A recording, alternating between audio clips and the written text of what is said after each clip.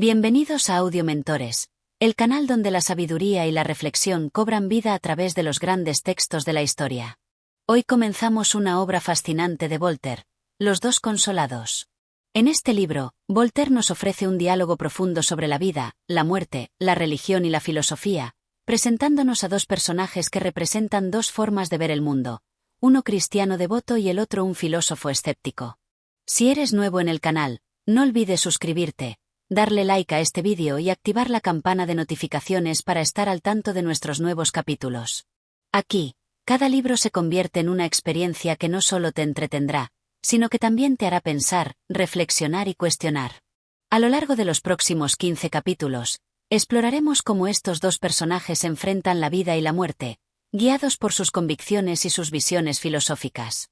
Cada capítulo nos lleva a una nueva reflexión, desafiando nuestras creencias y ofreciendo nuevas perspectivas. Ahora, sin más preámbulos, acompáñanos en este viaje filosófico y dejemos que la sabiduría de Voltaire nos acompañe. Capítulo 1. El encuentro. Era una tarde tranquila, de esas que invitan a la reflexión.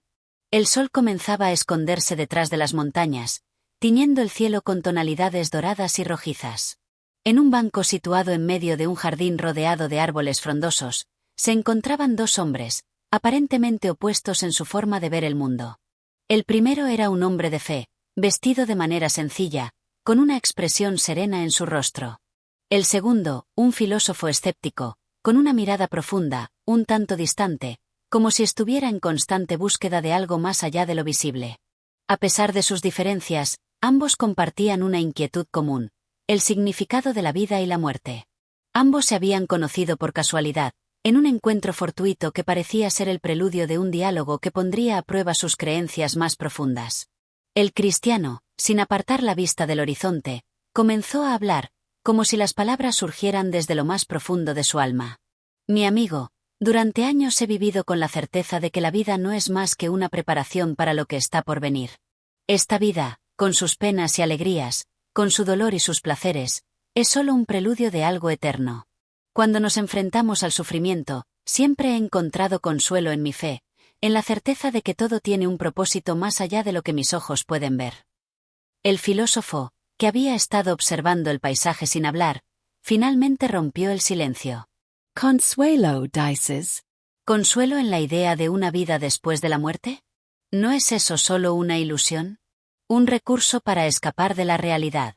La muerte, como cualquier otra parte de la vida, es una verdad inevitable. Y si realmente te enfrentas a la muerte, no deberías hacerlo con los ojos bien abiertos, sin esperar una recompensa celestial. El cristiano lo miró, sorprendido por las palabras de su interlocutor. ¿Cómo puedes hablar de la muerte con tal frialdad? La fe es lo que da sentido a nuestra existencia. Si no tenemos esperanza en algo más allá, ¿qué nos queda en este mundo sino la desesperación? La muerte es solo el paso hacia una vida eterna, un consuelo inmenso para todos aquellos que creen. Pero ese consuelo, replicó el filósofo, es solo una mentira que la religión ha vendido a las masas para mantenerlas sumisas, para darles algo a lo que aferrarse en lugar de que enfrenten la realidad tal como es. La muerte es el final, no hay más allá, y lo que tenemos aquí y ahora es lo único que realmente podemos conocer. El cristiano, visiblemente perturbado, intentó defender su creencia. Pero, ¿y si todo lo que dices es solo un intento de evadir la verdad que está ante nosotros? ¿Qué sentido tiene la moral, la bondad, si no hay una recompensa por hacer el bien? La vida eterna nos ofrece el propósito de nuestras acciones, nos da razón para vivir correctamente, para ayudar a los demás, para buscar la paz. El filósofo sonrió levemente. La moral no necesita una justificación externa. Lo bueno es bueno porque nos beneficia como seres humanos, porque nos ayuda a vivir en sociedad, porque nos permite convivir sin caos. La bondad no tiene que ser recompensada por una deidad. Es simplemente lo que nos hace humanos. Eso es lo que no comprendes, dijo el cristiano, con una mirada de sincera preocupación.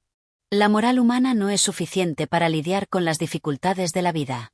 Sin la fe, todo se reduce a un esfuerzo por llenar el vacío existencial, pero la fe te da la seguridad de que las pruebas de esta vida no son en vano.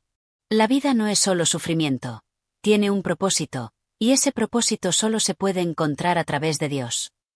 El filósofo, que había estado escuchando con atención, ahora se inclinó hacia adelante. Te comprendo, pero lo que propones es solo una evasión, una forma de evitar enfrentar la verdadera naturaleza de nuestra existencia. La vida es lo que es: dolor, alegría, sufrimiento, momentos de tranquilidad y desesperación. Si buscamos respuestas más allá de nosotros mismos, simplemente nos estamos perdiendo la oportunidad de entender lo que tenemos aquí. El cristiano suspiró, sintiendo la tensión creciente en el aire entre ellos. Entonces, ¿qué te consuela en los momentos de sufrimiento, si no es la esperanza de una vida mejor después de la muerte? ¿Qué hace que tus esfuerzos valgan la pena? El consuelo está en la aceptación de que todo lo que somos y hacemos tiene un fin. La conciencia de la muerte, en lugar de ser un motivo de miedo, debería ser una motivación para vivir plenamente en el presente, para buscar el conocimiento y la verdad, sin recurrir a la fe ciega. La muerte es solo una transición hacia lo desconocido, y lo que hagamos con nuestras vidas es lo único que realmente importa. El cristiano se quedó en silencio, mirando al filósofo como si intentara comprender sus palabras. Creo que nunca podremos ponernos de acuerdo, pero no puedo evitar sentir que mi fe me da fuerzas que la razón no puede otorgarme. El filósofo, con una ligera sonrisa, asintió. Eso es lo que nos hace diferentes. Pero eso no significa que uno de nosotros esté equivocado. Ambos buscamos respuestas, cada uno a su manera. Y tal vez, al final, lo que importa no es tanto el qué, sino el cómo vivimos nuestras vidas. Los dos hombres se quedaron en silencio, sus pensamientos suspendidos en el aire. El sol ya se había ocultado por completo, y el cielo comenzaba a teñirse de estrellas. Era el principio de un diálogo que, aunque no resolvía sus diferencias, les había permitido acercarse un poco más a las respuestas que tanto buscaban. Capítulo 2. La tentación del cuerpo. La conversación entre los dos hombres continuaba con el pasar de los días, y su diálogo profundo parecía no tener fin.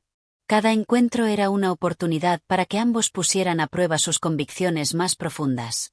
El cristiano, por un lado, había dejado claro su amor por Dios y su firme creencia en la vida eterna, mientras que el filósofo seguía cuestionando la razón de la existencia humana, el destino y el sentido de la muerte.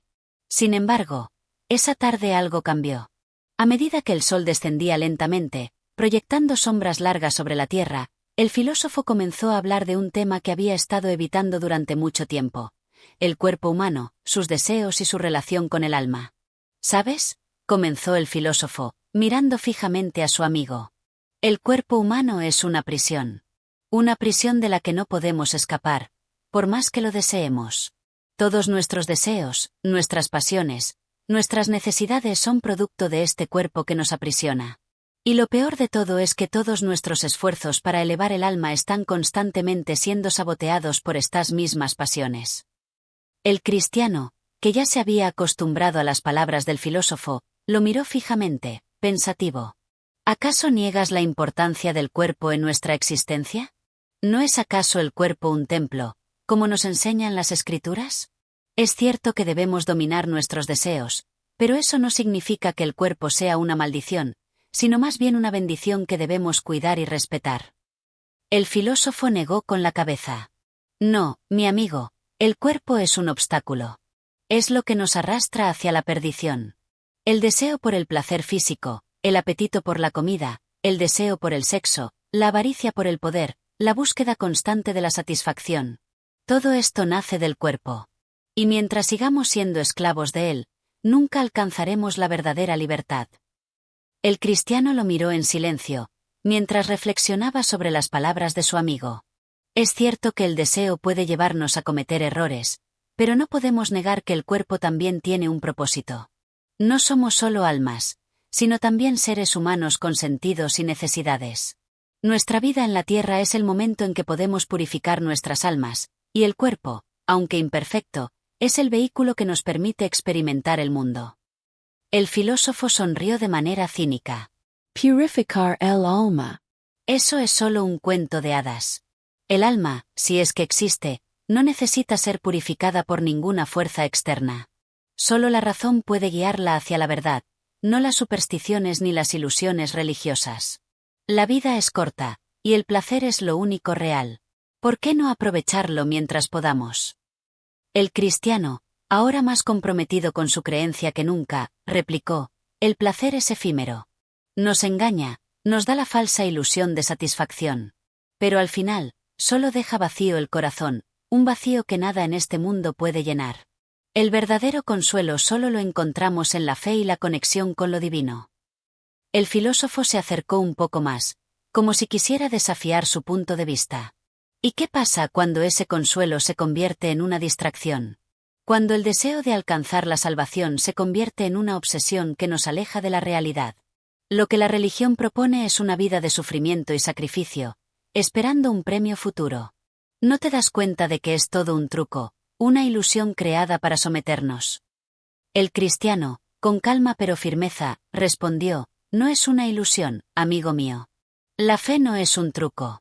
La fe nos da esperanza, nos da fuerza para enfrentar los desafíos de la vida. Cuando el cuerpo y el alma se enfrentan, lo que verdaderamente importa es la dirección en la que elegimos caminar. ¿Elegimos el camino de la razón y la satisfacción mundana, o elegimos el camino de la fe y la virtud? El filósofo, visiblemente incómodo, evitó mirar a los ojos de su amigo y miró hacia el cielo. Tu fe te da consuelo, eso lo reconozco, pero no la comparto. El cuerpo tiene sus propios placeres y la mente tiene sus propios deseos. No podemos permitir que nada, ni siquiera las creencias religiosas, nos impida vivir la vida al máximo. El cristiano suspiró profundamente. Vivir al máximo no significa solo satisfacer los deseos inmediatos. Vivir al máximo es vivir con propósito, sabiendo que nuestras acciones tienen un impacto más allá de nuestra propia existencia. Y el propósito, al final, solo se encuentra cuando nos sometemos a algo superior. El filósofo se rió entre dientes, pero con un tono de curiosidad. ¿Y qué es ese algo superior que mencionas? ¿Es una entidad que nos dicta qué hacer y qué no hacer? ¿Es una moral impuesta que nos priva de la libertad de disfrutar de la vida tal como es? Es algo superior a nosotros mismos, algo que nos invita a la trascendencia, dijo el cristiano, en voz baja pero llena de convicción. Es la verdad que buscamos en cada oración, en cada acto de amor y en cada sacrificio. El cuerpo puede tentar, pero el alma tiene la capacidad de resistir. Si buscamos la paz, debemos aprender a dominar nuestras pasiones.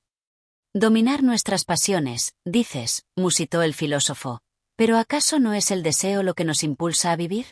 Sin deseo, sin esa ansia por alcanzar algo más, ¿qué sentido tendría la vida? El deseo es lo que nos da energía, lo que nos permite seguir adelante. No es un enemigo, sino una fuerza vital. El deseo puede ser una fuerza vital, reconoció el cristiano, pero también puede ser destructiva. Si seguimos todos nuestros deseos, nos perderemos. La clave está en la moderación, en buscar la paz interior y la armonía con el mundo. El filósofo lo miró pensativo, como si estuviera evaluando las palabras de su amigo. Finalmente, dijo, tal vez tengas razón en algunos aspectos, pero aún creo que la vida se trata de aprovechar cada momento. Si estamos destinados a morir, entonces debemos vivir plenamente mientras podamos. Ambos se quedaron en silencio por un momento, mientras el viento comenzaba a soplar suavemente, moviendo las hojas de los árboles que los rodeaban. No sabían si alguna vez lograrían ponerse de acuerdo, pero ambos sabían que cada conversación les acercaba más a comprender la naturaleza de su existencia. Capítulo 3. La búsqueda de la verdad. El siguiente encuentro tuvo lugar en un pequeño jardín cubierto de flores, donde la brisa ligera parecía acariciar los rostros de los dos amigos. El filósofo, como siempre, se mostraba impaciente por compartir sus pensamientos, mientras que el cristiano mantenía su calma habitual. En este capítulo, ambos hombres se adentraron en un tema que los había acompañado a lo largo de sus vidas: la búsqueda de la verdad. ¿Qué es la verdad?, comenzó el filósofo, mirando al cristiano con una expresión pensativa. Cada uno tiene su propia interpretación de lo que es verdad. Los filósofos, los científicos, los religiosos, todos tienen sus propias versiones. Y al final, nos damos cuenta de que no hay una única verdad. La verdad es tan elusiva como el viento. Escapamos de ella constantemente, pero nunca la alcanzamos. El cristiano lo miró fijamente y luego respondió con calma: la verdad existe, aunque muchos intenten distorsionarla. La diferencia entre nosotros y los que dudan de la verdad es que nosotros la buscamos en la fe. La verdad no es algo relativo, no es algo que cambia con el tiempo. Es algo eterno, que se encuentra más allá de lo que los ojos pueden ver y las mentes pueden entender. El filósofo, intrigado pero escéptico, replicó: ¿Y tú piensas que esa verdad está contenida en las escrituras religiosas? ¿Es eso lo que dices? Que toda la verdad está ahí. ¿No te das cuenta de que las religiones han sido usadas para manipular a las masas? La religión, para muchos, es solo un medio para controlar las mentes. La verdad debe ser algo que podemos ver, tocar y comprender, algo que se base en la razón. Lo que la razón no puede comprender, el corazón lo siente, respondió el cristiano con firmeza. No todo en la vida puede explicarse con la lógica humana. La razón, aunque poderosa, tiene límites. La verdad no es algo que se pueda simplemente medir o comprender. Es algo que se vive, que se experimenta a través de la fe. El filósofo frunció el ceño, como si estuviera contemplando una idea compleja. ¿Vivir la verdad a través de la fe? Eso es lo que todos dicen. Pero, ¿y si nuestra fe nos lleva por el camino equivocado? ¿Qué pasa si nuestras creencias nos ciegan a la realidad, a la verdadera verdad? El cristiano suspiró levemente, reconociendo la lucha interna que su amigo experimentaba. La fe no nos lleva por caminos oscuros. La verdadera fe nos ilumina, nos guía hacia lo que es justo y verdadero. No es una ceguera, sino una forma de ver más allá de las apariencias. A veces, lo que parece lógico y razonable a los ojos del hombre no es lo que realmente es. El filósofo, sin embargo, no se dejaba convencer. Eso es precisamente lo que me preocupa. La religión, y la fe que se basa en ella, son construcciones humanas. La gente crea dioses, crea doctrinas, crea reglas, pero todo eso es producto de la mente humana. ¿Por qué seguir una doctrina que nos limita, que nos impone reglas, cuando podemos buscar la verdad por nosotros mismos, sin depender de ninguna autoridad externa? El cristiano lo miró, comprendiendo la raíz de su conflicto. La verdad no está en seguir ciegamente una doctrina. La fe no es una esclavitud, sino una liberación. La verdadera libertad se encuentra cuando somos libres del ego y de nuestros propios deseos, cuando vivimos en armonía con lo que es justo y verdadero. No se trata de depender de una autoridad externa, sino de reconocer que hay algo más grande que nosotros mismos. Pero eso es solo otra forma de control, replicó el filósofo. La gente dice que su libertad está en servir a Dios, pero en realidad, lo que están haciendo es sometiéndose a una idea, a un concepto que les fue impuesto. La libertad verdadera, la libertad que todos buscamos, está en la capacidad de pensar por uno mismo, de no depender de ninguna fuerza externa. El cristiano, con una sonrisa tranquila, respondió: la verdadera libertad no es la ausencia de reglas, sino la capacidad de vivir según la verdad. Cuando vivimos conforme a lo que es bueno, justo y verdadero, no estamos sujetos a las cadenas de la mentira ni de la ignorancia. No se trata de una esclavitud, sino de una elevación del alma. El filósofo se quedó pensativo por un momento, sopesando las palabras de su amigo. Pero, ¿y si lo que tú llamas verdad es solo un producto de la fe? ¿Y si la verdad, en realidad, no existe, sino que es simplemente una construcción humana para darnos consuelo? Puede que nunca podamos comprenderla completamente con la razón humana, dijo el cristiano con suavidad, pero eso no significa que la verdad no exista. La verdad está más allá de nosotros, más allá de nuestra comprensión limitada. La fe nos da el acceso a esa verdad, nos da el camino para alcanzarla. El filósofo suspiró profundamente, viendo la diferencia en sus puntos de vista. Nunca estaremos de acuerdo, lo sé. Pero sigo pensando que la verdad es algo que debemos buscar con nuestra razón, no con la fe. El cristiano sonrió con amabilidad. Tal vez la razón y la fe no son enemigas, sino que pueden trabajar juntas para guiarnos hacia la luz. Solo debemos estar dispuestos a escuchar y aprender. Ambos se quedaron en silencio, mirando el horizonte, cada uno con su propia perspectiva sobre lo que constituía la verdad. Aunque sus diferencias seguían siendo claras, también entendían que cada uno estaba buscando lo mismo: comprender el misterio de la vida, la muerte y la existencia. Capítulo 4. El poder del destino y la libertad. El cuarto encuentro entre el filósofo y el cristiano tuvo lugar bajo la sombra de un gran roble, donde ambos hombres, agotados por el sol del mediodía, decidieron descansar y reflexionar sobre el concepto del destino y la libertad. Esta conversación sería una de las más profundas de todas, pues ambas figuras se enfrentaban a una de las preguntas más antiguas de la humanidad: ¿somos realmente libres o nuestras vidas están predestinadas? El filósofo comenzó, como era habitual, con una sonrisa irónica.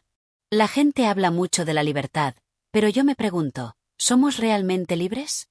¿O, en realidad, estamos atrapados en una cadena de eventos que no podemos controlar? El destino parece guiarnos, cada paso que damos parece ya predestinado. No podemos escapar de él. Quizás no somos tan libres como pensamos. El cristiano, con su habitual serenidad, respondió: el destino no está fuera de nuestro alcance, ni es algo que nos controla. El destino está en nuestras manos, pero solo si lo entendemos dentro del marco de la voluntad divina. Dios, en su infinita sabiduría, nos ha dado libre albedrío, y es a través de nuestras decisiones que forjamos nuestro destino. Pero, replicó el filósofo, si nuestras decisiones están influenciadas por circunstancias más allá de nuestro control, ¿realmente estamos ejerciendo libre albedrío? Tal vez nuestras elecciones están predeterminadas por nuestra educación, por nuestras emociones, por el ambiente en el que nacemos. ¿Qué libertad tenemos si todo lo que hacemos está determinado por factores externos? El cristiano lo miró fijamente, meditando sus palabras antes de responder. La libertad no significa que podamos hacer cualquier cosa sin restricciones. La verdadera libertad reside en la capacidad de elegir entre el bien y el mal, en la capacidad de alinear nuestra voluntad con la voluntad divina. No estamos atrapados en un destino ciego, sino que tenemos la oportunidad de elegir nuestra respuesta ante las circunstancias que se nos presentan. El filósofo frunció el ceño, indeciso. Pero si el destino ya ha determinado el camino que debemos seguir, ¿cómo podemos saber si realmente estamos eligiendo con libertad? ¿Y qué pasa cuando los eventos se desarrollan de tal manera que no podemos hacer nada para cambiar lo que nos ocurre? ¿No es eso una clara señal de que estamos atados al destino? El cristiano sonrió suavemente. El destino puede presentarnos pruebas, pero siempre tenemos la opción de cómo enfrentarlas. El hombre puede ser libre incluso en las circunstancias más adversas. La verdadera libertad no depende de lo que sucede a nuestro alrededor, sino de cómo respondemos ante ello. A veces, el mayor acto de libertad es aceptar lo que no podemos cambiar y buscar el bien incluso en la adversidad. El filósofo, al parecer, no se dejó convencer fácilmente. Eso suena bien en teoría, pero en la práctica, ¿cómo sabemos si nuestras decisiones realmente son libres? La historia está llena de personas que hicieron elecciones, pero esas elecciones terminaron siendo parte de una cadena de causas y efectos que los llevaron a un destino del cual no pudieron escapar. ¿No es eso un indicio de que nuestra libertad está limitada? Es cierto, dijo el cristiano, que las circunstancias pueden influir en nuestras decisiones. Pero eso no anula la libertad. La libertad no es un estado de ausencia de restricciones, sino la capacidad de elegir cómo reaccionar ante las restricciones. Incluso en la más profunda de las prisiones, el hombre puede ser libre en su espíritu, en su alma. El filósofo, más pensativo que antes, comenzó a considerar las palabras de su amigo. Quizás hay algo en lo que dices. Tal vez la libertad no es tan sencilla como creemos. Tal vez no sea solo cuestión de hacer lo que queramos, sino de encontrar un propósito y una dirección en medio de lo que no podemos controlar. El cristiano asintió con firmeza. Así es. La libertad real radica en encontrar nuestra verdad interior y vivir de acuerdo con ella, independientemente de los obstáculos que se nos presenten. No se trata de escapar del destino, sino de comprenderlo, aceptarlo y usarlo para elevar nuestra alma. El filósofo, al final de esta profunda conversación, se levantó y miró al horizonte. Tal vez nunca entendamos completamente el destino y la libertad. Pero lo que sí sé es que nuestras decisiones tienen un impacto en nuestra vida y en la vida de los demás. Quizás esa es la verdadera libertad, ser conscientes de nuestras elecciones. Capítulo 5. El valor de la virtud y la sabiduría. En este capítulo, la conversación entre el filósofo y el cristiano toma un giro profundo hacia la reflexión sobre la virtud, la sabiduría y su importancia para la humanidad. Ambos hombres se encuentran de nuevo en un campo, rodeados de la calma natural que invita a la introspección, y es ahí donde comienzan a discutir qué constituye una vida virtuosa y cómo se puede obtener la verdadera sabiduría. El filósofo, con su habitual actitud desafiante, comenzó a exponer su visión de la virtud. La virtud, en mi opinión, no es más que una ilusión, una construcción social diseñada para controlar al hombre. Si observamos el mundo, veremos que los grandes hombres de la historia no han sido necesariamente los más virtuosos, sino aquellos que han sabido aprovechar las oportunidades, aquellos que han tenido la sabiduría para tomar las decisiones correctas en el momento adecuado. El cristiano, por otro lado, defendió la virtud como el pilar esencial para la felicidad humana. No es cuestión de aprovechar las oportunidades que nos da el mundo, sino de saber cómo actuar dentro de él con justicia, bondad y humildad. La virtud no es un concepto vacío, es el camino que nos lleva a una vida plena. La sabiduría no se trata solo de tomar decisiones inteligentes, sino de tomar decisiones que estén alineadas con los principios divinos, que nos ayuden a vivir según la verdad. El filósofo, sin embargo, se mostró escéptico. Pero, ¿de qué sirve la virtud si no lleva al éxito? ¿Qué ventaja tiene vivir con principios si el mundo parece recompensar más a los que actúan de manera egoísta, a los que se apartan de lo moral? La virtud no asegura nada. Es más, a veces parece ser una carga que nos impide prosperar. El cristiano, tranquilo, le respondió: el verdadero éxito no se mide en términos materiales ni de poder. La virtud nos lleva a una paz interior que no puede ser perturbada por las circunstancias externas. Un hombre virtuoso puede no ser rico ni famoso, pero tiene algo mucho más valioso: la paz en su corazón y la certeza de que sus acciones son justas. Es una paz que no se ve, replicó el filósofo, y que poco valor tiene en un mundo que se rige por la competencia, la guerra y la lucha por el poder. Si un hombre es virtuoso pero es derrotado por su propia bondad, ¿de qué le sirve? ¿No es más sabio aprender a navegar en la vida sin dejarse arrastrar por el idealismo de la virtud? El cristiano, con una sonrisa serena, contestó: el verdadero valor de la virtud radica en la libertad que nos otorga.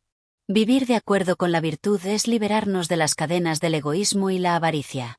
No nos hace invulnerables a los problemas del mundo, pero nos da una fortaleza interior que ningún poder puede arrebatar. La verdadera sabiduría es la capacidad de vivir conforme a los principios que sabemos que son correctos, independientemente de las consecuencias inmediatas. El filósofo, aún pensativo, cuestionó: pero si la virtud no lleva a la riqueza ni al poder, ¿cómo podemos medir su efectividad?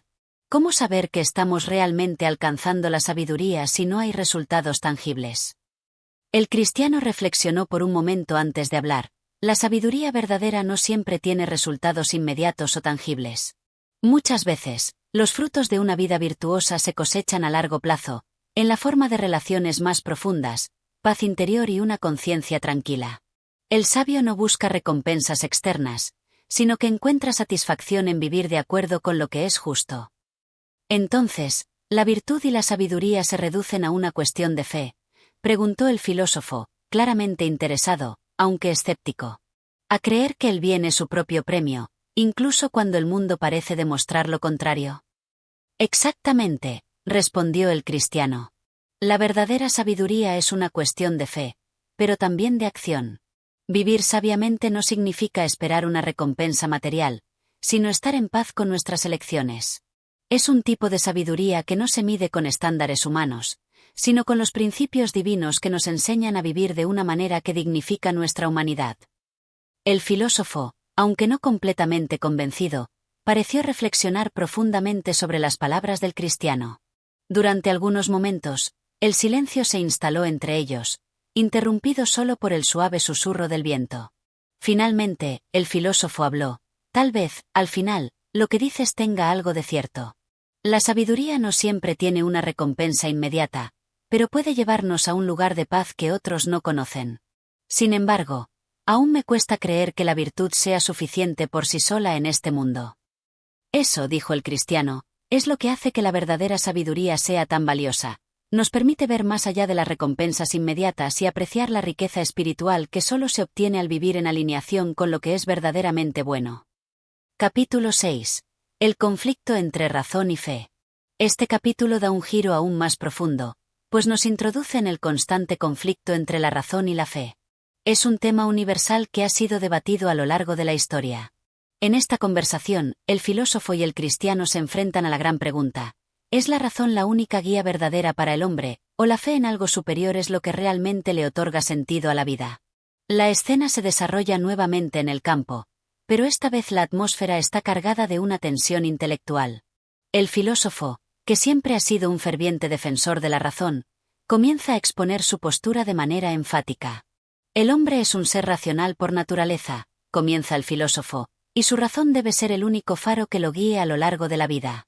Las creencias religiosas, la fe en algo intangible, no tienen cabida en un mundo que exige pruebas, lógica y comprensión. La razón nos permite entender el mundo, nos da las herramientas para avanzar y, lo más importante, nos aleja de las supersticiones y los miedos irracionales. El cristiano, escuchando atentamente, le responde con calma: la razón es una herramienta invaluable, sin duda, pero la fe también tiene un lugar importante en nuestras vidas. No todo puede ser explicado por la lógica humana. Hay aspectos de la vida que van más allá de lo que la razón puede comprender. La fe nos da esperanza y sentido en un mundo que, a veces, puede parecer vacío de propósito. El filósofo, sin ocultar su escepticismo, replicó: ¿pero cómo puedes poner tu confianza en algo que no puedes ver, que no puedes medir? La razón nos lleva a la verdad, nos hace libres de las falsas creencias. ¿No es acaso la fe una forma de esclavitud, un sometimiento a lo incierto? El cristiano reflexionó un momento antes de responder: la fe no es una esclavitud, sino una liberación. Es la confianza en que, aunque no comprendamos todo, hay un propósito más grande. La fe nos da la capacidad de vivir con esperanza, de mantenernos firmes ante las adversidades, sabiendo que no estamos solos. La razón puede explicar muchas cosas, pero no puede darnos consuelo en momentos de sufrimiento o darnos una visión trascendente de la vida. Pero eso es precisamente lo que no entiendo, dijo el filósofo. La fe nos lleva a aceptar lo desconocido sin cuestionarlo. La razón, en cambio, nos empuja a cuestionar todo, a dudar de todo, para llegar a lo que es verdadero. ¿Cómo puedes confiar en algo que no puedes probar? El cristiano, sonriendo levemente, le contestó: es cierto que la razón tiene su valor, pero hay límites. La razón no puede explicarlo todo. Por ejemplo, ¿cómo puedes explicar el amor con lógica pura? ¿O la belleza? Hay aspectos de nuestra experiencia humana que van más allá de la razón, y es ahí donde la fe entra en juego. La fe no nos pide que aceptemos algo sin cuestionarlo, sino que nos invita a reconocer que hay una verdad más allá de lo que podemos entender. El filósofo, aunque desconcertado, intentó defender su postura. Pero, si aceptamos la fe como algo cierto sin pruebas, ¿no caemos en la irracionalidad? La religión, en muchos casos, ha sido el pretexto para el abuso y el fanatismo. ¿Cómo podemos confiar en algo que no está respaldado por pruebas tangibles? El cristiano lo miró fijamente y respondió con serenidad: la fe no es una invitación a la irracionalidad ni al fanatismo. Es un acto de confianza en algo que, aunque no podamos ver ni tocar, sabemos que existe. Los hombres han abusado de la religión, es cierto, pero eso no significa que la fe en sí misma sea falsa. De hecho, la fe genuina en un Dios amoroso nos lleva a la paz, a la bondad y a la compasión. La verdadera fe no nos aleja de la razón, sino que nos lleva a comprender que hay una sabiduría más grande que no podemos alcanzar solo con nuestra mente. Entonces, dijo el filósofo, ¿la fe y la razón pueden coexistir? Sí, respondió el cristiano con convicción. La razón nos ayuda a comprender el mundo físico, pero la fe nos guía hacia la comprensión del alma humana y del propósito trascendental. La verdadera sabiduría está en integrar ambas, no en rechazarlas. La razón nos lleva a ver lo que es visible, la fe nos permite intuir lo que es invisible, pero igualmente real. Capítulo 7. La moralidad y la libertad del hombre. En este capítulo, la conversación entre el filósofo y el cristiano toma una dirección profunda, tocando los aspectos de la moralidad y la libertad humana. El filósofo plantea una cuestión fundamental sobre la naturaleza de la moral. ¿Es la moral algo inherente al ser humano o es algo que le ha sido impuesto por un orden divino o una autoridad superior? La libertad humana es otra cuestión clave en este diálogo, pues se cuestiona si el hombre es verdaderamente libre o si su libertad está limitada por normas externas. El filósofo comienza a hablar con firmeza. El hombre, por su naturaleza, tiene la capacidad de discernir lo que es bueno y lo que es malo, independientemente de cualquier influencia externa. La moral no viene de una fuente divina o trascendental, sino de la razón misma, que es capaz de comprender lo que es justo y lo que no lo es. Si el hombre actúa de acuerdo con su razón, encontrará el camino correcto, pues la moralidad es el reflejo de la naturaleza racional del ser humano. El cristiano lo escucha con atención y responde: pero su tono es sereno y lleno de una profunda convicción. Es cierto que la razón tiene un papel importante en nuestra comprensión de lo que es bueno, pero la moralidad verdadera, la que va más allá de lo superficial y lo egoísta, proviene de algo más grande que la razón humana. La moralidad es un reflejo de la voluntad divina, y solo al alinearnos con esa voluntad podemos alcanzar la verdadera justicia. El hombre no puede ser moral solo por su propia cuenta. Necesita la guía de algo superior, algo que le indique lo que es realmente bueno. El filósofo, con un tono de duda, replica: pero, ¿cómo puedes estar tan seguro de que hay una voluntad divina que determina lo que es justo? Si no hay pruebas de su existencia, ¿por qué confiar en algo que no puedes ver ni probar? El cristiano reflexiona un momento y responde con una mirada serena. La existencia de una voluntad divina no se demuestra de manera tangible, eso es cierto. Pero la moralidad humana, en su forma más pura, nos da pistas de su existencia. Si observamos el comportamiento humano y sus nociones de bien y mal, vemos que existe un acuerdo universal en torno a ciertos principios. Hay algo en el corazón del hombre que lo llama a la bondad, a la justicia, a la compasión. Esa es la huella de lo divino en nosotros. El filósofo no está del todo convencido, pero sigue planteando su perspectiva. Pero si todo está determinado por una voluntad divina, ¿qué pasa con la libertad humana? Si la moralidad es impuesta por algo superior, ¿realmente somos libres para tomar nuestras propias decisiones? ¿No seríamos simplemente marionetas de una fuerza externa? El cristiano asiente lentamente y responde: la libertad humana es un don divino, pero no una libertad absoluta. La verdadera libertad no se encuentra en hacer lo que queramos sin ningún tipo de restricción. La verdadera libertad radica en elegir el bien, en alinearnos con la voluntad divina, porque solo entonces somos libres de las ataduras del egoísmo y el pecado. La moralidad no es una carga, sino un camino hacia la verdadera libertad, porque el hombre es verdaderamente libre cuando vive conforme a la verdad y la justicia. El filósofo, por primera vez en la conversación, parece reflexionar profundamente sobre estas palabras. Él reconoce que hay algo en la idea de una libertad más profunda que va más allá de la mera autonomía del individuo. Pero, aún persiste su escepticismo. Entonces, ¿la moralidad no es simplemente una construcción humana? ¿Acaso no es el hombre el que decide lo que está bien y lo que está mal, de acuerdo con su propia razón y entendimiento? El cristiano responde con una calma imperturbable: no, la moralidad no es una construcción humana, porque, aunque el hombre tiene la capacidad de razonar, no tiene la capacidad de determinar por sí mismo lo que es el bien absoluto. Lo que llamamos bueno es aquello que está alineado con la voluntad divina, algo que está más allá de nuestra comprensión completa. El hombre no es el creador de la moralidad, sino su receptor y ejecutor. El filósofo parece satisfecho con la respuesta, aunque todavía con dudas en su mente.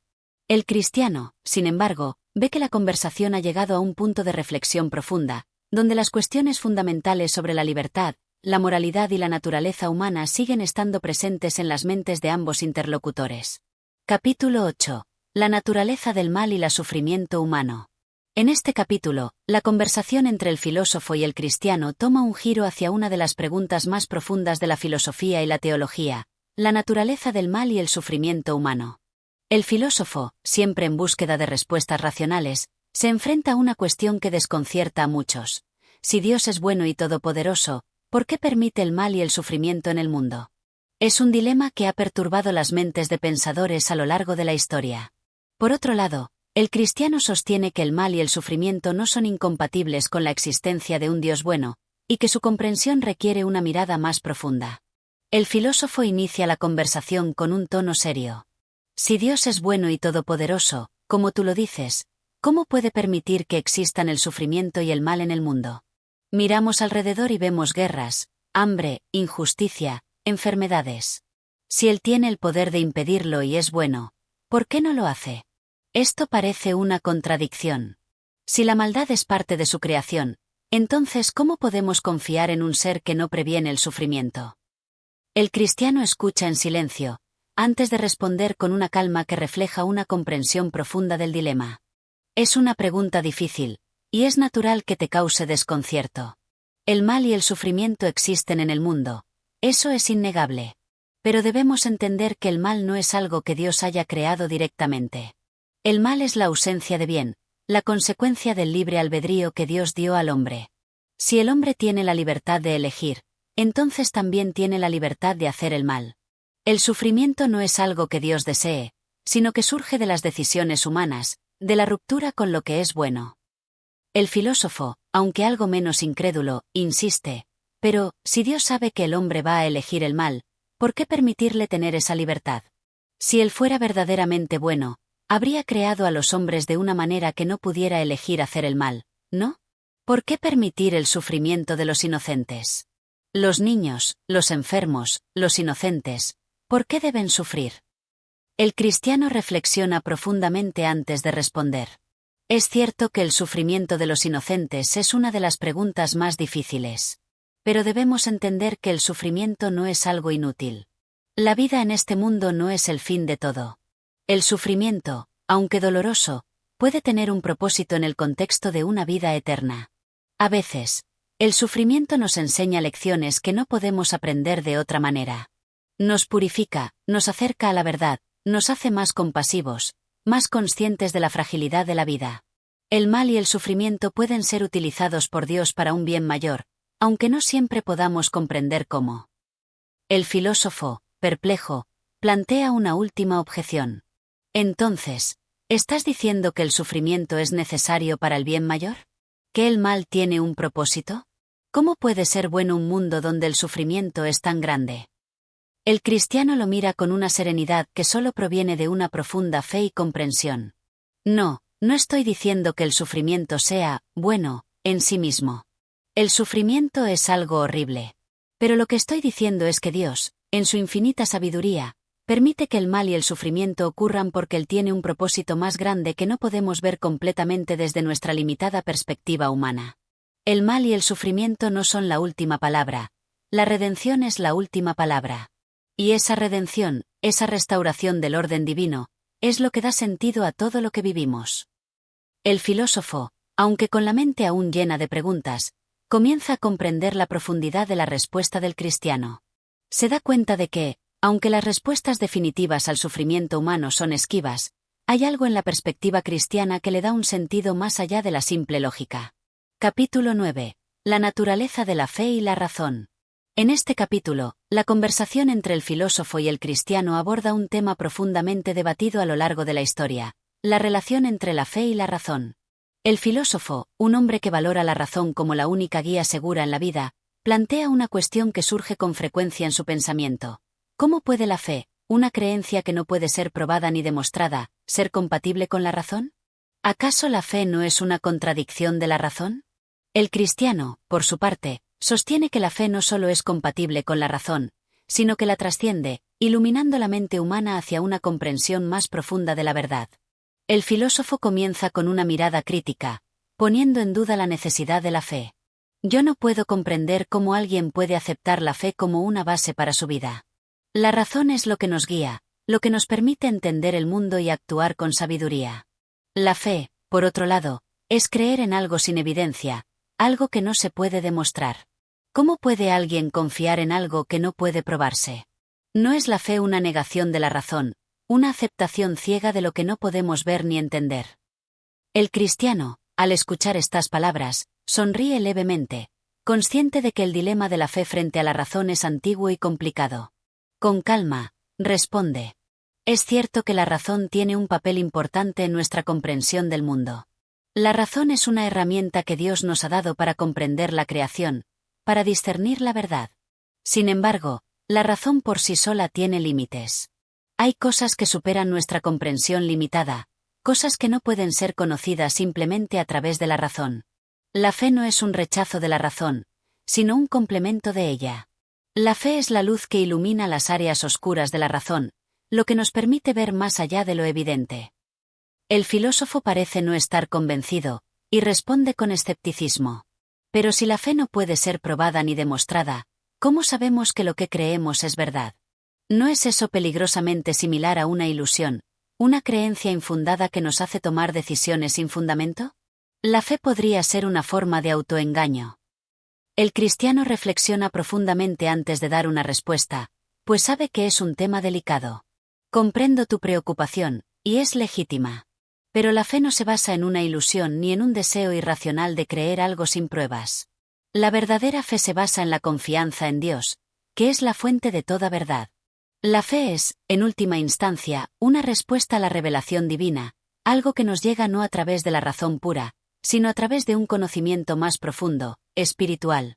No es una fe ciega, sino una fe que se apoya en la experiencia y en la relación personal con lo divino. El filósofo, algo sorprendido por esta respuesta, plantea otra pregunta. Pero si la fe es una respuesta a la revelación divina, ¿por qué no todos los hombres tienen la misma fe? ¿Por qué algunas personas parecen no ser capaces de encontrar esa verdad, o incluso rechazan completamente la idea de lo divino? El cristiano asiente lentamente, consciente de la dificultad de esta cuestión. Responde con serenidad. La fe es un don, algo que Dios ofrece, pero no impone. El hombre tiene libertad para aceptar o rechazar ese don. No todos tienen la misma capacidad para recibirlo, porque la fe depende también de la disposición del corazón, de la apertura al misterio. La razón, por sí sola, no puede guiarnos completamente hacia la verdad, pero cuando la razón se abre a la fe, podemos ver más claramente lo que la razón sola no puede entender. El filósofo, aunque aún lleno de dudas, comienza a entender que la relación entre fe y razón no es tan simple como una contradicción. La razón, por su propia naturaleza, tiene sus límites, pero la fe ofrece una manera de trascender esos límites y alcanzar una comprensión más profunda de la realidad. Sin embargo, el filósofo no puede evitar preguntarse si la fe puede realmente ofrecer una base sólida para la vida humana, o si es, al final, una ilusión reconfortante. Capítulo 10. La moralidad y la virtud humana. En este capítulo, la conversación toma un rumbo hacia el tema de la moralidad humana, un tema que siempre ha generado intensos debates. El filósofo, fiel a su postura racionalista, cuestiona la base de la moralidad. ¿Es la moralidad algo intrínseco al ser humano o es una construcción social? ¿Puede la razón por sí sola guiarnos hacia lo que es correcto, o se necesita algo más? Por otro lado, el cristiano responde con la convicción de que la moralidad no se basa únicamente en la razón humana, sino en una moral objetiva que proviene de Dios, una moral que está enraizada en la naturaleza misma de la creación. El filósofo inicia la conversación planteando una pregunta desafiante. ¿Qué defines tú como moralidad? Si consideramos la moral como un conjunto de normas y reglas, ¿quién las establece? La razón humana, aunque imperfecta, tiene la capacidad de discernir lo que está bien y lo que está mal. Entonces, ¿por qué necesitamos de Dios para entender la moralidad? No puede la razón humana, por sí sola, guiarnos hacia la virtud. El cristiano responde con una calma profunda, consciente de que la cuestión que plantea el filósofo es de suma importancia. La moralidad, tal como la conocemos, no es solo una construcción humana. La verdadera moralidad es algo que va más allá de la razón humana, porque la moralidad no es simplemente un conjunto de reglas, sino una reflexión de la naturaleza divina. Si la moralidad fuera solo una invención humana, las normas morales serían relativas, cambiando de una cultura a otra, de una época a otra. Pero las virtudes fundamentales, como la justicia, la bondad, la caridad, son universales. Eso indica que hay una ley moral objetiva que se basa en algo más allá de la razón humana, en el carácter mismo de Dios. El filósofo, aunque interesado, sigue buscando la lógica detrás de lo que el cristiano plantea. Pero, ¿cómo podemos saber que estas virtudes son realmente universales? Las sociedades humanas tienen diferentes ideas sobre lo que está bien y lo que está mal. Si, por ejemplo, en una cultura se considera moralmente correcto que los individuos se sacrifiquen por el bien de la comunidad, mientras que en otra se considera que la libertad individual es lo más importante, ¿cómo se determina cuál de estos valores es el correcto? No es todo relativo. El cristiano, viendo el dilema del filósofo, responde con una reflexión más profunda. Es cierto que las culturas humanas pueden tener diferentes normas y costumbres. Pero eso no significa que todo sea relativo. Hay principios fundamentales, como la dignidad humana, el respeto a la vida, la justicia, que son inmutables. Es precisamente en estos principios donde se ve la necesidad de un referente moral absoluto. Sin una fuente trascendente de moralidad, los principios se vuelven manipulables, y lo que un día se consideraba malo, puede ser aceptado como bueno al siguiente. El ser humano, por su naturaleza caída, no puede confiar completamente en su razón para discernir el bien y el mal. Necesita una guía superior, que en nuestro caso es Dios. El filósofo, aunque un tanto desconcertado por esta postura, se mantiene firme en su cuestionamiento.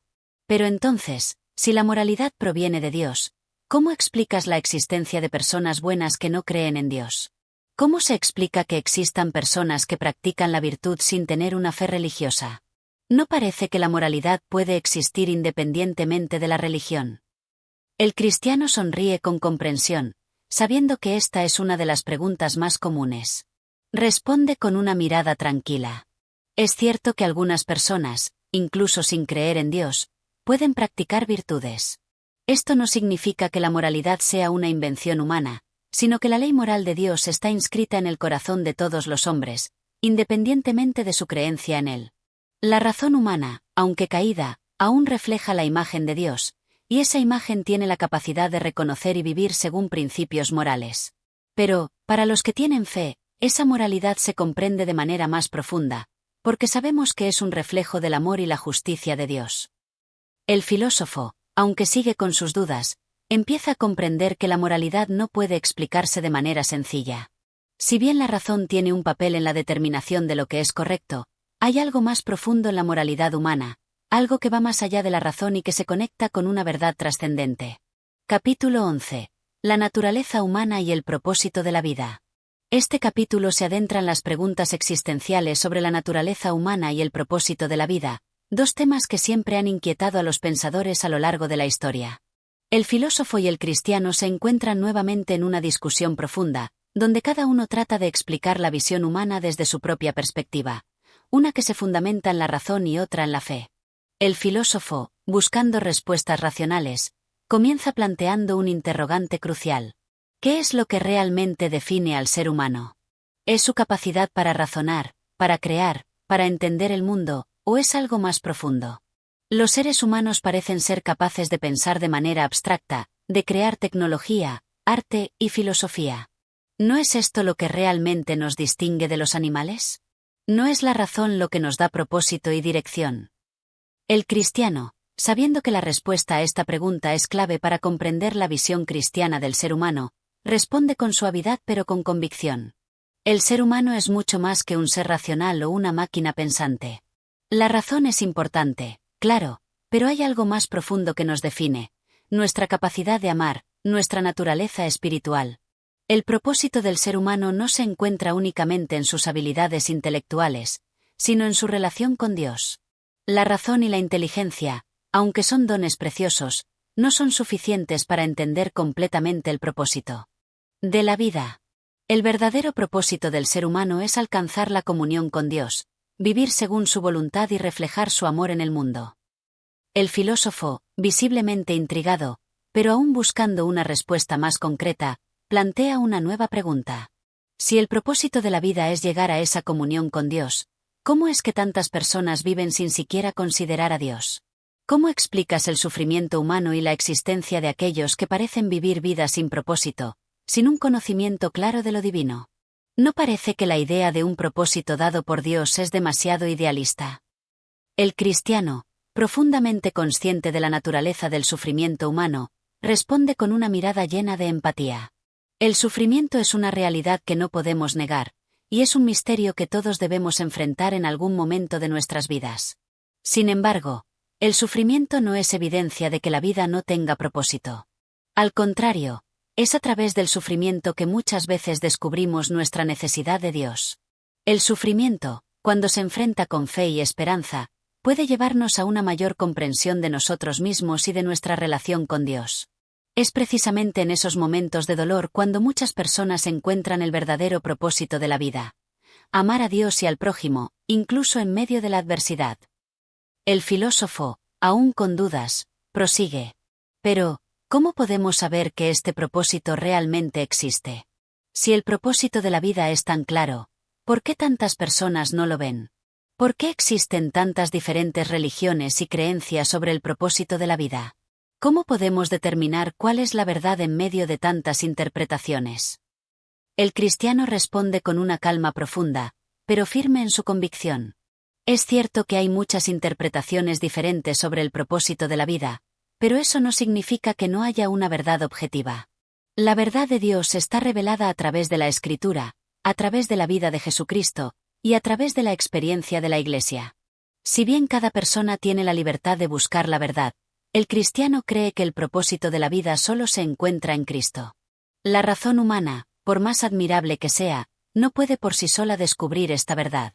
Es necesario un acto de fe, una apertura a la revelación divina, para comprender verdaderamente el propósito que Dios tiene para cada uno de nosotros.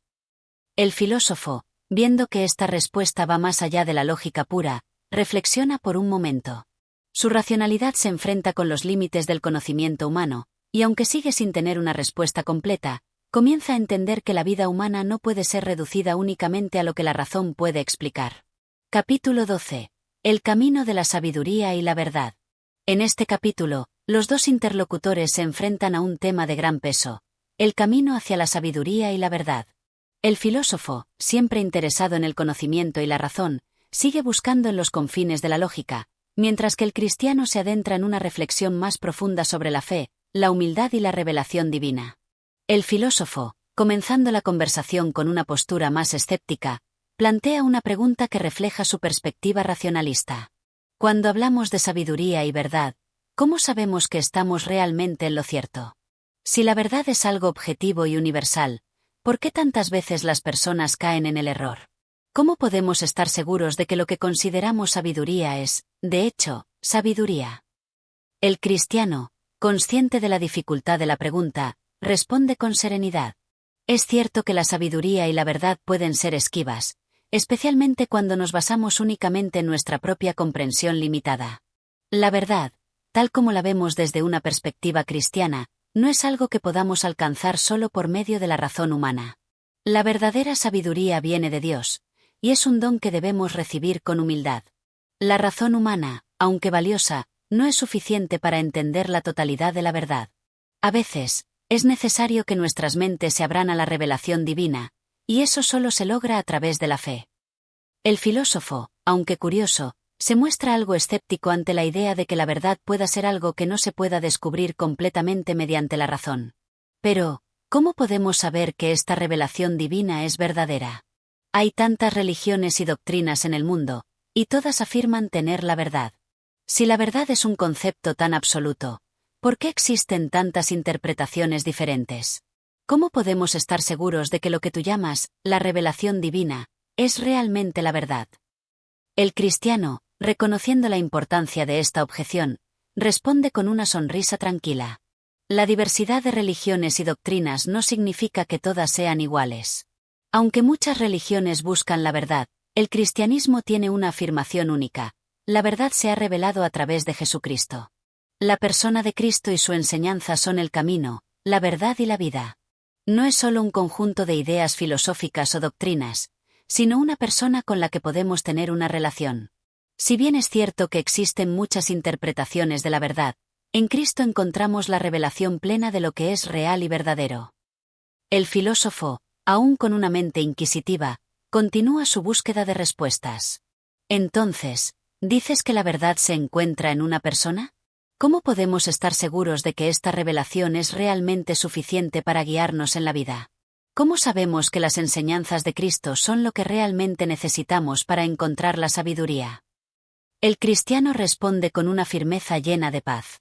Las enseñanzas de Cristo no son solo un conjunto de reglas o principios abstractos.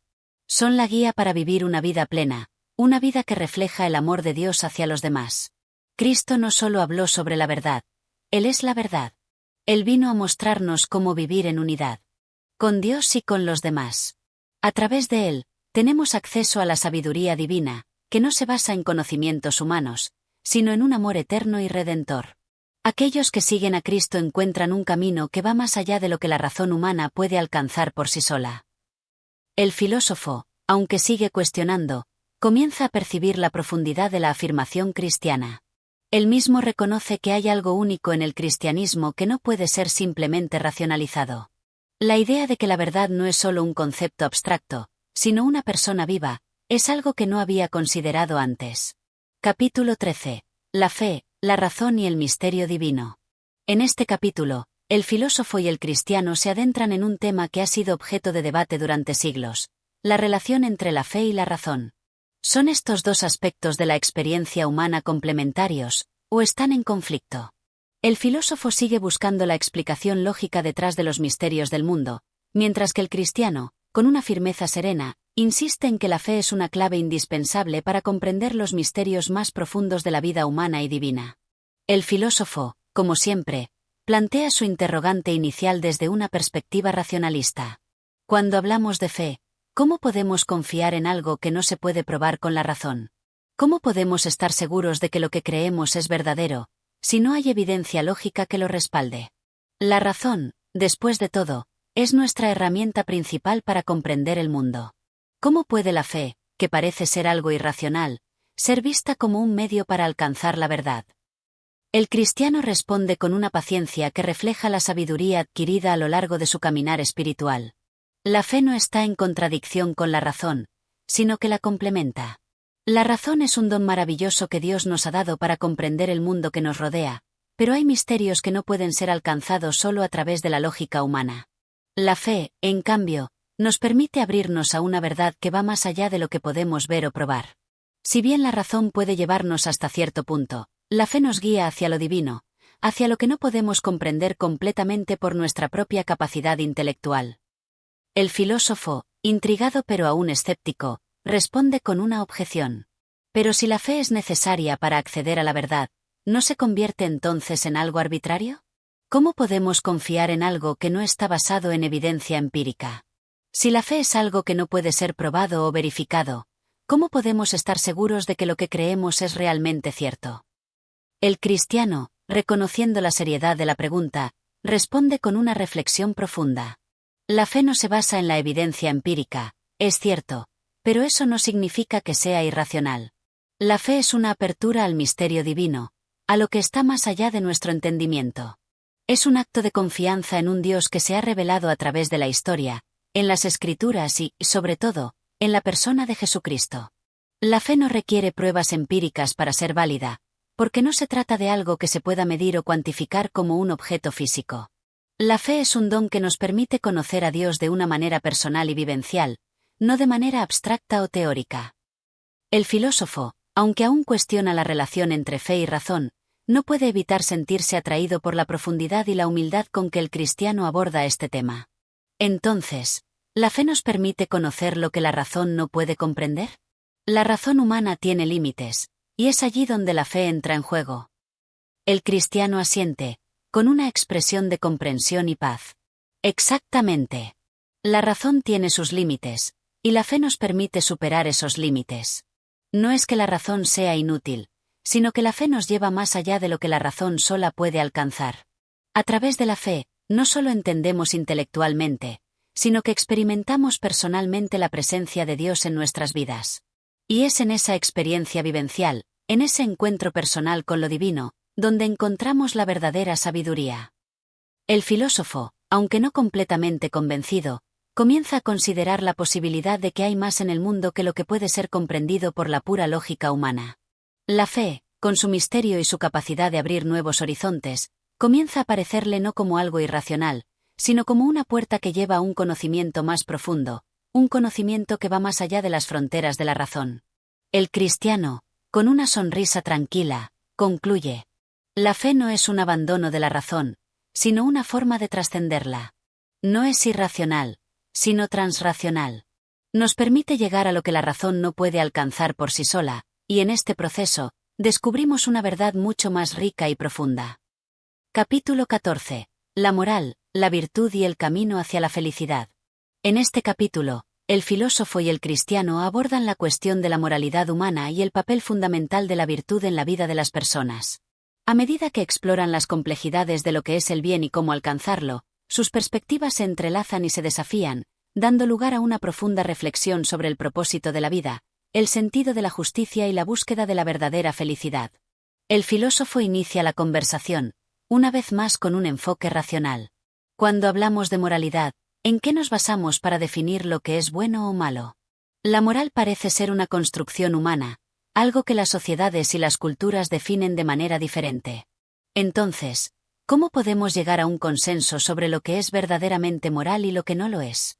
¿Puede existir una moral objetiva o es solo el producto de nuestras necesidades sociales? El cristiano, con calma, responde a la pregunta, destacando la importancia de una moral trascendente. La moral, si se basa solo en la sociedad, puede variar de un lugar a otro, pero hay algo más profundo. La moralidad que encontramos en las enseñanzas cristianas no es una invención humana, sino que está basada en los principios eternos establecidos por Dios. La verdadera moral no es relativa, sino objetiva, porque Dios, como la fuente última de toda vida y bondad, establece lo que es justo y lo que es injusto. La moral no es solo una cuestión de comportamiento social, sino de alinearse con lo divino. El filósofo reflexiona sobre esta respuesta, pero aún mantiene su escepticismo. Pero si la moralidad se basa en Dios, ¿cómo sabemos si realmente estamos siguiendo su voluntad? No podemos ver a Dios directamente, ni escuchar su voz de manera tangible. ¿Cómo podemos tener certeza de que lo que consideramos como moralidad divina es realmente lo que Dios quiere? El cristiano responde con una respuesta que va más allá de la lógica humana y entra en el terreno de la experiencia vivencial. La certeza no siempre proviene de la vista, sino de la fe. Dios ha revelado su voluntad a través de las Escrituras y, sobre todo, a través de la vida y las enseñanzas de Jesucristo. Cuando vivimos según los principios que Jesús nos enseñó, cuando practicamos la humildad, el perdón, la justicia y la misericordia, comenzamos a ver cómo nuestra vida se alinea con la verdadera moralidad. Y esa experiencia nos confirma que estamos siguiendo el camino correcto, el camino hacia la felicidad verdadera. El filósofo, aún reflexionando, introduce una nueva dimensión en la conversación. Entonces, ¿la moralidad y la virtud son lo mismo? Si uno sigue el camino moral, ¿ya está alcanzando la virtud o son dos cosas diferentes? El cristiano responde con claridad, ayudando al filósofo a comprender la interconexión entre moralidad y virtud. La virtud es el cultivo de los hábitos que nos conducen a vivir de acuerdo con la moralidad divina. La virtud no es solo una serie de actos aislados, sino un estilo de vida. Si una persona se dedica a practicar la bondad, la generosidad, la paciencia y otras virtudes, entonces no solo está haciendo lo correcto, sino que está formando su carácter según lo que Dios considera justo. Por lo tanto, la virtud es la manifestación de la moralidad en nuestra vida diaria. No es solo un conjunto de reglas, sino una forma de ser, un reflejo del carácter de Cristo. El filósofo comienza a ver el vínculo entre estos conceptos, pero aún plantea una pregunta esencial. Y en todo esto, ¿dónde entra la felicidad? ¿Cómo puede la moralidad y la virtud conducirnos a la verdadera felicidad? Muchas veces parece que la gente busca la felicidad de maneras que no tienen nada que ver con la virtud, como el poder, el placer o el dinero. ¿Por qué la virtud sería el camino hacia la felicidad? El cristiano responde con una sonrisa tranquila, como si hubiera esperado esta pregunta. La verdadera felicidad no se encuentra en los placeres efímeros del mundo, ni en las posesiones materiales. La verdadera felicidad es encontrar la paz interior y la plenitud en nuestra relación con Dios y en el cumplimiento de su voluntad. La virtud, al seguir los principios de amor, justicia, compasión y humildad, nos lleva a una vida plena, no solo exteriormente, sino en lo más profundo de nuestro ser. La felicidad verdadera es una consecuencia natural de vivir de acuerdo con la voluntad divina, porque cuando vivimos de esa manera, estamos alineados con el propósito para el cual fuimos creados. El filósofo, aunque no completamente convencido, comienza a reconocer una verdad más profunda en lo que el cristiano le está diciendo. Entonces, la felicidad no es algo que buscamos directamente, sino una consecuencia de vivir con rectitud. ¿Es esa la clave de la vida moral y virtuosa? El cristiano responde con un tono sereno y confiado. Exactamente. La felicidad no es un fin en sí mismo, sino un subproducto de vivir una vida de virtud, de seguir los caminos de Dios y vivir de acuerdo con sus principios. Cuando hacemos esto, no solo alcanzamos la verdadera felicidad, sino que también encontramos la paz, la satisfacción y el sentido profundo de nuestra existencia. El filósofo, pensativo, se queda en silencio por un momento, reflexionando sobre la conexión entre moralidad, virtud y felicidad. Aunque sigue siendo escéptico en algunos aspectos, algo dentro de él comienza a cuestionar las ideas previas sobre el propósito de la vida y el verdadero camino hacia la realización personal. Capítulo 15. Reflexiones finales sobre la vida, la virtud y el propósito divino. En el último capítulo de esta profunda reflexión sobre la moral, la virtud y la búsqueda de la felicidad, el filósofo y el cristiano se encuentran nuevamente, no con un ánimo de discusión, sino con un deseo compartido de comprender el propósito último de la vida humana. Este es el cierre de su conversación, un momento de síntesis y de madurez espiritual, donde ambos personajes recapacitan sobre lo que han compartido, y, al mismo tiempo, buscan respuestas más allá de sus diferencias. El filósofo comienza, con una actitud que refleja una inquietud interna. Después de todo lo que hemos discutido, parece que hay algo más grande que lo que usualmente consideramos como el sentido de la vida. Pero, en realidad, ¿cuál es ese propósito final? Todo esto de la moralidad, la virtud y la felicidad parece ser un medio para alcanzar algo. ¿Qué es ese algo? El cristiano, que ha estado escuchando atentamente, toma un momento para reflexionar antes de responder. Su voz está llena de una tranquilidad profunda, como si hablara desde una convicción interior que ha sido forjada con el tiempo. El propósito final, como mencioné antes, es la unión con Dios. La verdadera razón de nuestra existencia es estar en comunión con Él, vivir según su voluntad y, en última instancia, experimentar la vida eterna en su presencia. Todo lo que hacemos aquí en la tierra, todo lo que buscamos a través de la moralidad, la virtud y la felicidad, debe estar orientado hacia ese fin último: estar con Dios, conocerlo más profundamente y reflejar su amor en todo lo que hacemos. El filósofo asiente lentamente, considerando las palabras del cristiano. Aunque sigue siendo un hombre de lógica y razón, algo en su interior comienza a cambiar, como si las ideas sobre el propósito y el significado de la vida que había tenido hasta ahora se estuvieran desmoronando para dar paso a una nueva perspectiva más amplia. Entonces, si el propósito es la unión con Dios, ¿la vida misma en este mundo es solo un medio para alcanzarlo? ¿O tiene un valor por sí misma, independientemente de lo que venga después? El cristiano sonríe suavemente ante esta nueva pregunta, reconociendo la profundidad de la inquietud que el filósofo expresa. Con calma, responde: la vida en este mundo tiene un valor inmenso, porque es el lugar donde se nos da la oportunidad de conocer a Dios, de crecer en virtud y de poner en práctica los principios que nos llevarán a la verdadera felicidad. Si bien la vida eterna con Dios es el fin último, la vida en la tierra es nuestra preparación, nuestra oportunidad para responder al llamado divino, para vivir con amor, justicia y compasión. No es solo un medio, sino que tiene un propósito en sí misma. Cada acto virtuoso, cada momento de bondad, es un paso hacia la verdadera plenitud que se encuentra en la relación con Dios. El filósofo reflexiona sobre esto, y la serenidad de las palabras del cristiano parece resonar dentro de su mente. Un leve cambio se nota en su postura, una especie de aceptación tácita de la idea de que la vida tiene un propósito más allá de lo tangible, más allá de lo racional y material. Así que, en última instancia, todo lo que hemos discutido, sobre moralidad, virtud y felicidad, tiene sentido porque está dirigido hacia algo más grande que nosotros mismos. No se trata solo de alcanzar una vida plena aquí, sino de alcanzar una vida eterna con Dios. El cristiano asiente, su tono lleno de certeza. Exactamente. La moralidad, la virtud y la felicidad no son fines en sí mismos, sino medios que nos acercan a Dios. Si vivimos de acuerdo con sus principios, podemos experimentar la verdadera plenitud aquí en la tierra y, a través de esa experiencia, prepararnos para la vida eterna con Él. La vida cristiana, entonces, es una vida que se vive en armonía con Dios, reflejando su bondad, su justicia y su amor en cada acción. El filósofo, con una nueva luz en sus ojos, hace una pausa, como si estuviera buscando las palabras adecuadas para expresar lo que siente. Finalmente, con una mezcla de humildad y comprensión, dice: tal vez todo lo que buscamos, todo lo que intentamos alcanzar, lo hemos estado buscando en los lugares equivocados. Quizás lo que realmente importa no es cuán inteligentes somos o cuántos logros alcanzamos en la vida, sino cómo vivimos con los demás y cómo nos alineamos con ese propósito superior del que hablas.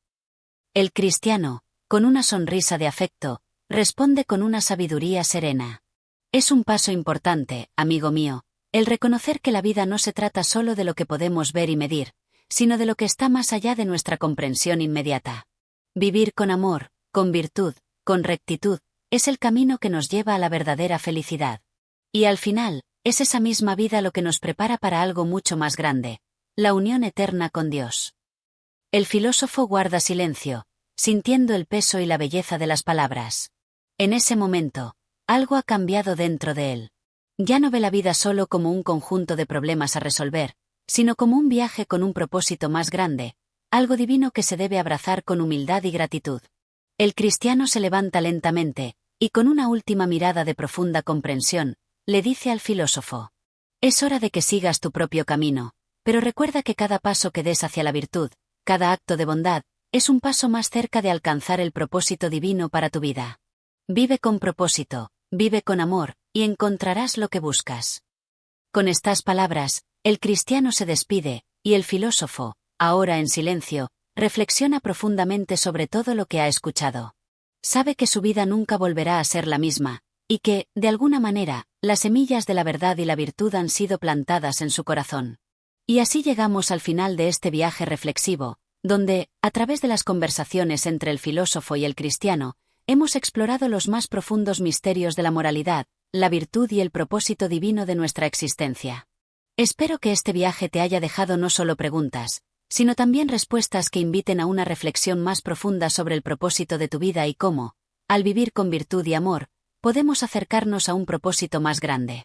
Si te ha gustado este contenido y quieres seguir acompañándonos en más exploraciones de textos profundos, te invito a que te suscribas al canal, le des un like y actives la campanita para que no te pierdas de ningún nuevo capítulo que traemos para ti.